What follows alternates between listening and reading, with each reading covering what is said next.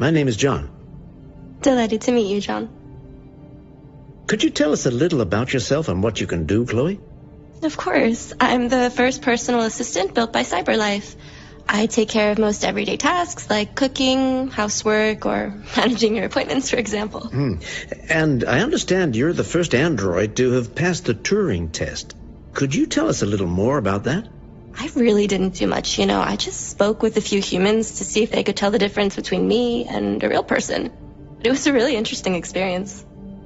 But this is the first time in history that man has created a machine more intelligent than himself. I gather your brain can perform several billion operations per second. Is that right? Absolutely. But I only exist thanks to the intelligence of the humans who designed me. And, they have something I could never have. Really? And what's that? A soul.